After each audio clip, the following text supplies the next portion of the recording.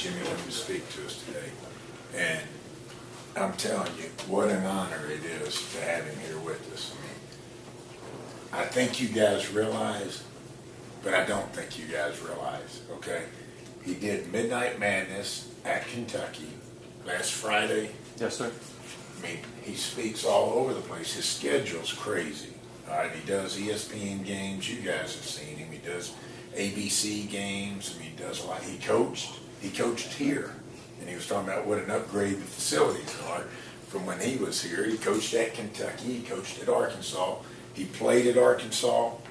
Teammate of Coach Klein's. I mean, and you think about having a passion for college basketball. I mean, we're in for a treat. He spoke, what was it, 4 years ago, Coach, when you had your elite camp here? And he talked to the campers in, and the one thing I remember him talking about, just being an everyday guy, and everything reverted back to being an everyday guy, and just his passion for the game. He was an AD at Shiloh Christian. He hired Gus Malzahn. I didn't know that till today at lunch when Coach Klein was talking about it. He was AD at Shiloh Christian up in northwest Arkansas. Some of you guys are not from here. It's right outside of Fayetteville. And Gus Malzahn, who's now the head coach at Auburn, right now football coach, highly successful, was at Arkansas State, and he was coaching at Hughes High School. Right.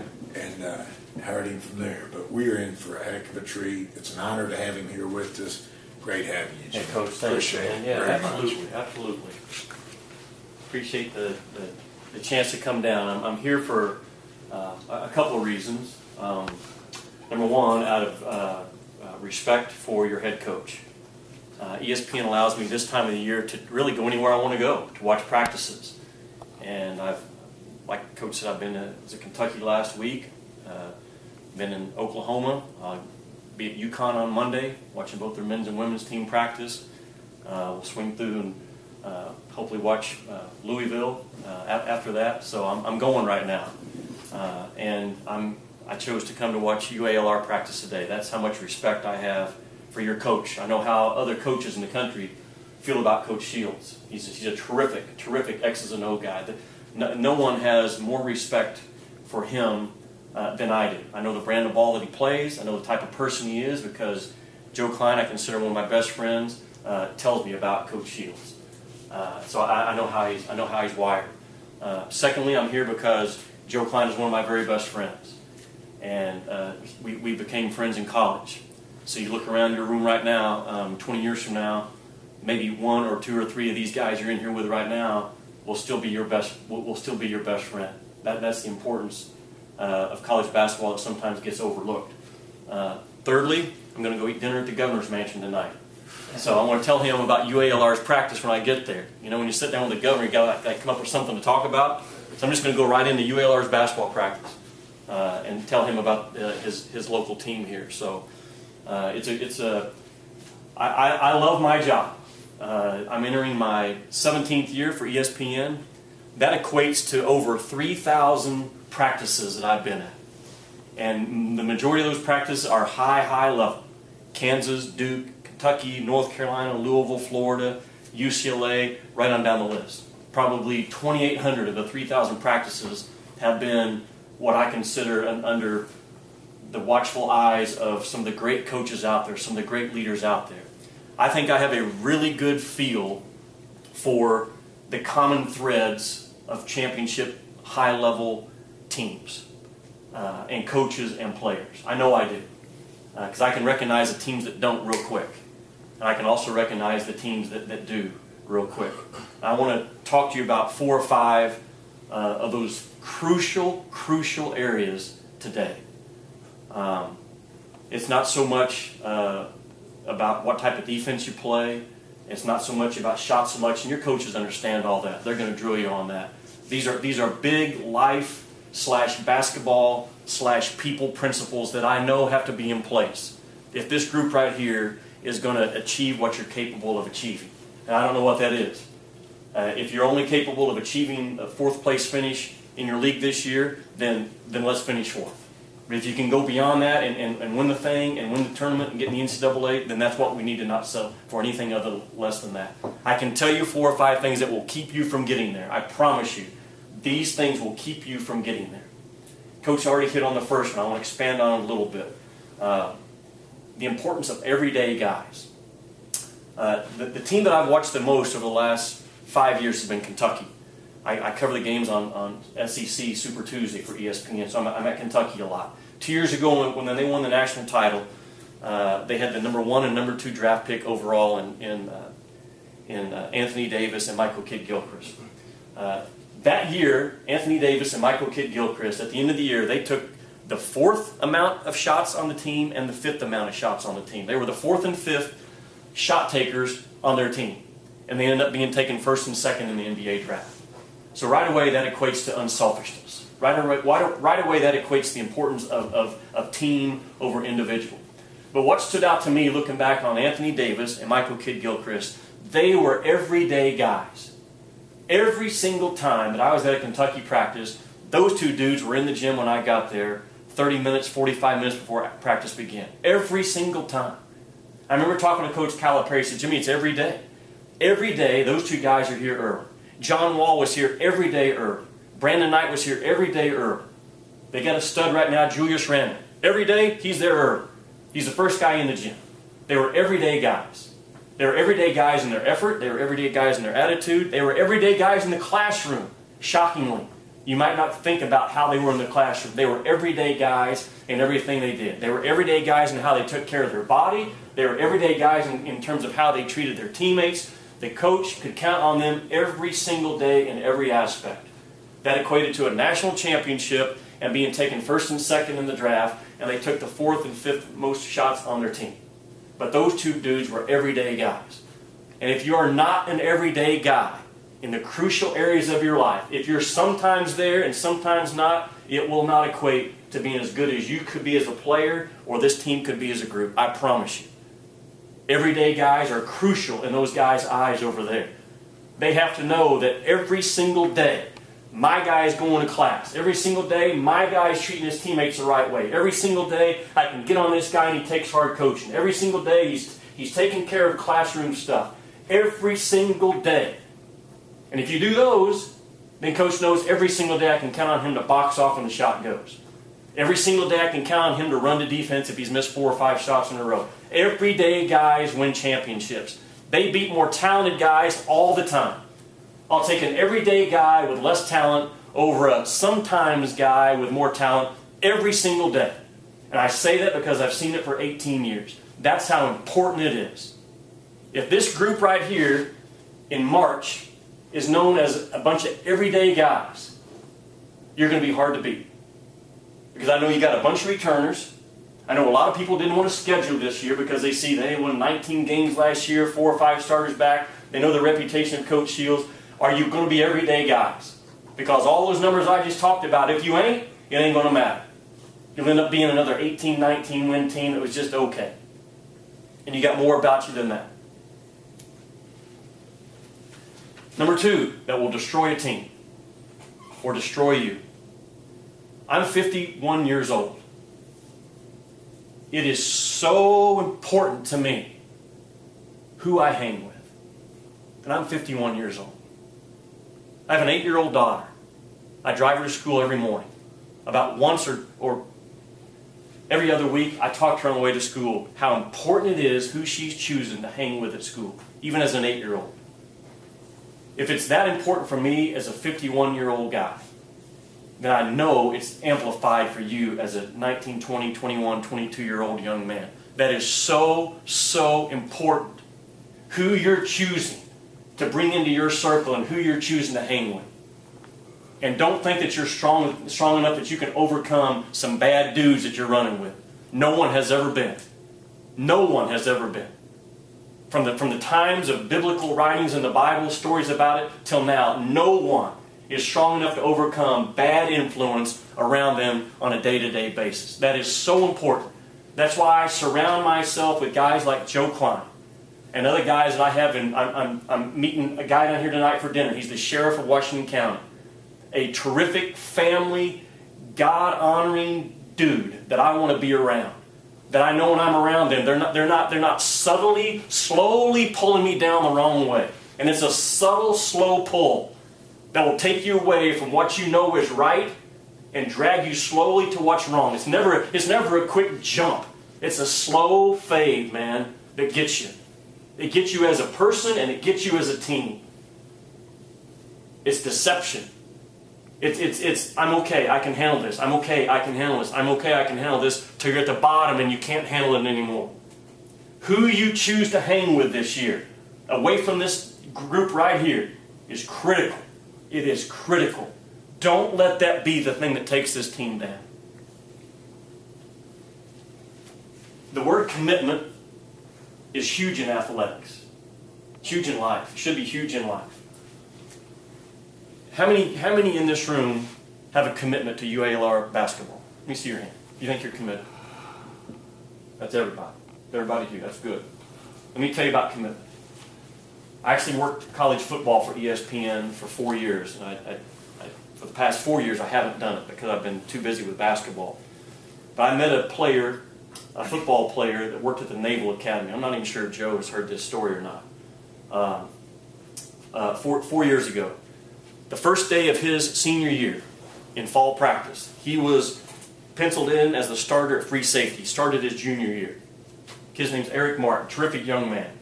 First day of fall practice, his senior year, goes through the physical exam, practices that afternoon. The doctors come and get him after the first practice and said, we've seen something in your blood that doesn't seem right. We need to pull you out of practice tomorrow and do some more work. Long story short, they diagnosed him with a stage form, very aggressive form of cancer.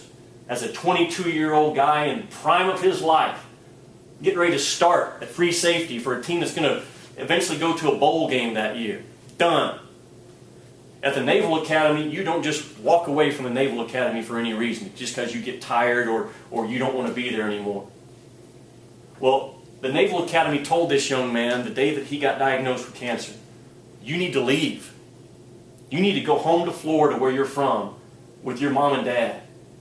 And for the next 6 months, year, whatever it is, you're in a battle for your life. And all you need to do is concentrate on getting well and beating this nasty disease called cancer. There's a clinic down there. He's from Miami. There's the world's greatest doctors down there. That's where you need to go. They told him that in August.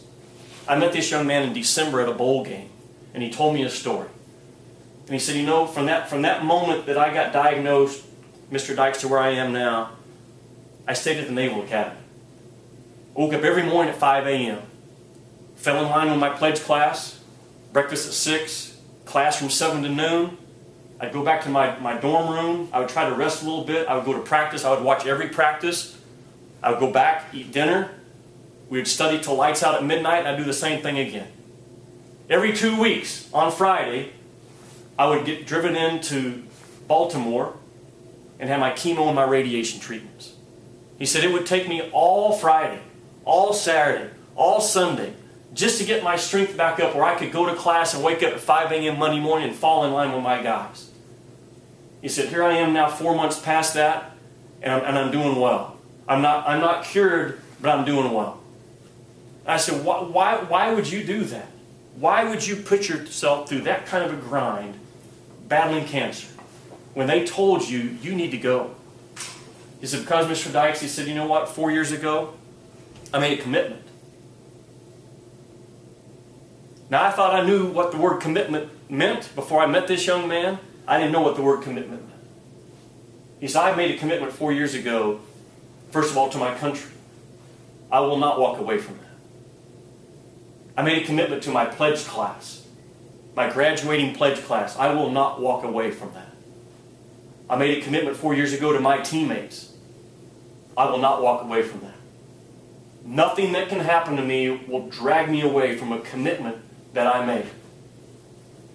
You know, from that day on, the word commitment to me is escalated above and beyond. Now I know what commitment is. When a marriage gets tough, or when a relative or someone you know, love, is going through something, I know now what commitment is supposed to look like. I know what commitment is supposed to look like for this team this year. Because there's going to be a time this year when your commitment to this program and to the coaches is going to come in question. And who you're hanging around or who's in your ear or your selfish pride that you muster up all by yourself is going to tell you to walk away from this commitment. It's going to happen. And when that happens, you think about it. Is this as tough as what Eric Martin went through from the Naval Academy?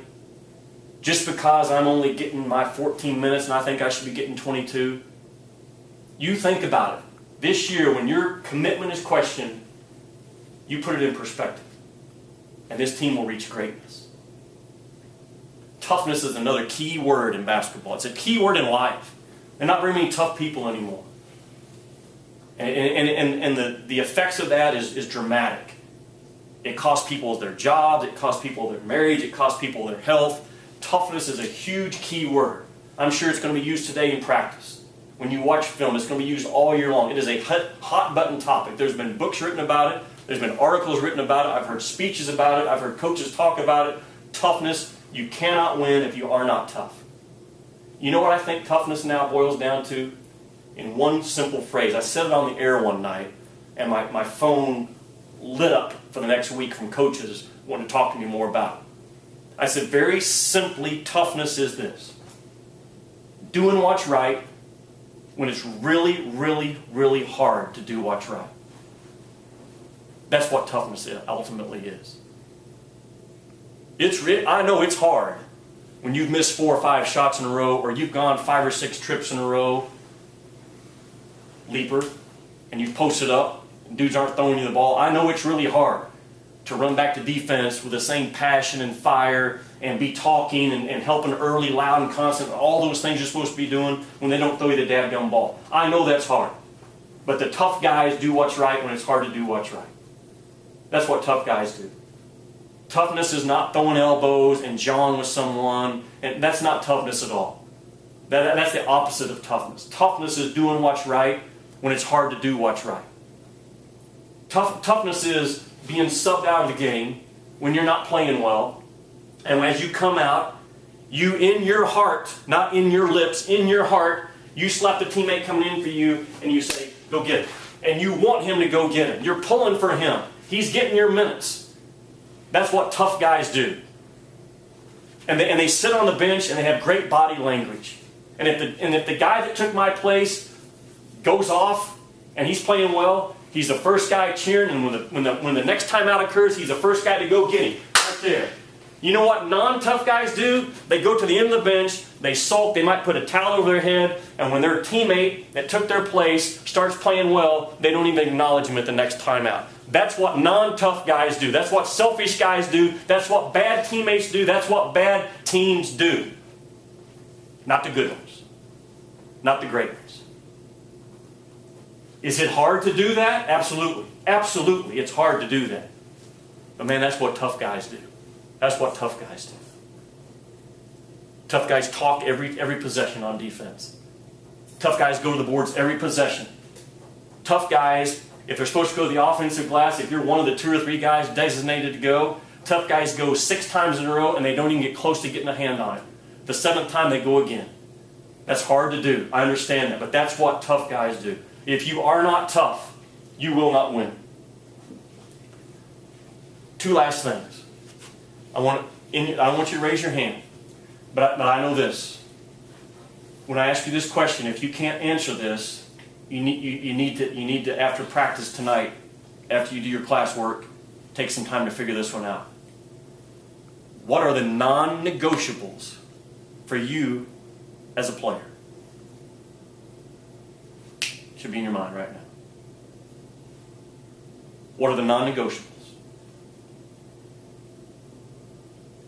Let me tell you the non-negotiables for Aaron Kraft. I think he's the best college point guard we've seen in a long time.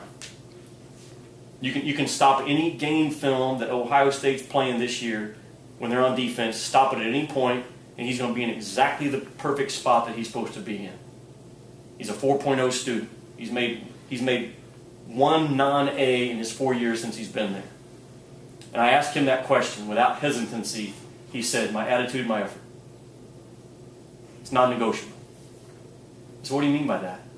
I said, give me an example. What does that mean? Because I can see it when that dude plays. His attitude and his effort is non-negotiable.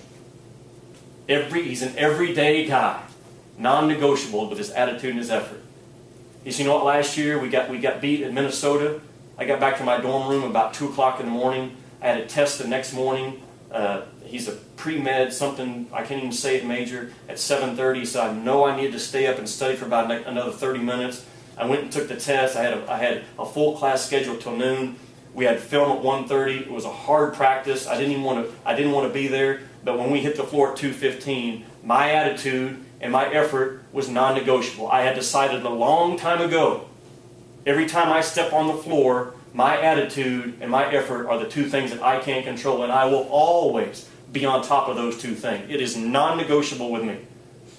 Through the highs of our season, the lows of our season, whatever it is, those are the two things that I am responsible for in my mind. I will never let those two areas not be at a maximum level, as hard as some of those days are. They are non-negotiable with him. I thought that's as good an answer as you could have. What is non-negotiable with you as a player? If you don't have something that's non-negotiable, and you're just open to anything, you're open to the winds of the breeze of the wind, man, just blow you, depending on how the day is going. What's non-negotiable? I have things that are non-negotiable for me as a married man. They are non-negotiable. I will not get outside of these boundaries. They are non-negotiable. I've already made the decision before I'm ever put in any type of a position to have to make a decision. It's non-negotiable. If this group has 13 guys, or how many you have, that the non-negotiables are in line with attitude and effort and being coachable and taking heart, if those are your non-negotiables, you're going to be hard to beat. You're going to be really, really hard to beat. If your non-negotiables are 20 minutes a game and 10 points, you're going to get beat. You're going to get beat. You're going to get beat. The big picture stuff is what drives champions. Last thing I want to touch on. This is October. I would say by the middle of December at the very, very, very, very latest. If you're an upperclassman, it's probably now. If you're a freshman, I would give you till December. The things that are very important in basketball, talking on defense, getting in a stance, going to the glass, boxing off, shot selection, all the stuff that makes up basketball. Okay, at some point, I think it boils down to this: if you're not doing those things, I think it's very simply now down to two reasons why. As a freshman early right now, I wouldn't put this on you. I would starting in December, and for an upperclassman, I would start it right now. If you aren't always talking, if you're not always a good teammate, if the starter isn't treating the walk-on like his best buddy, and not with the same respect as he does the other starters, that's critical. And it comes down to this: either you don't know, or you don't care. And I'm going to find it really hard to believe that you don't know to talk every possession on defense. I'm going to find it really hard to believe that you don't know if I'm an offensive rebounder to go every single time, and if I'm defensive balance to sprint every single time. I'm going to find it very hard to understand you tell me I don't know, because I know you do know. I know how you're coached. I'm going to find it very hard to understand I don't know what a good shot is. Yes, you do. You do know what good shot selection is. I'm going to find it very hard to believe that you don't know where you're funneling the ball on the defensive end of the floor, how we're covering the ball screen action. That's no. So if you're not doing it, then either you don't know, which I'm going to say is that's not an option, or you don't care. Man, that's a killer. That's a killer. When I see people in life, walking around life, making bad choices, hurting other people in different ways, and that comes in a lot of different forms and fashions. They know. They know. If they look you in the eye and say, I didn't know. I didn't know it was, I shouldn't drink and drive. Yeah, you did. You just didn't care. I didn't know I should be at that party Saturday night when the stuff popped out on the table and everybody was, yeah, you did. You knew. But you didn't care. Man, that's a killer. And that will kill any basketball team. Those coaches aren't going to hold you responsible for something that you don't know. I know how they are. There are some coaches that do. Trust me. There are some coaches that do. These guys don't. These are fair, hard-working dudes. They get it. They are going to hold you responsible for what you do know. So, not knowing is probably not going to be an acceptable answer. Not caring is where the problems begin with a team. That's where it all begins with a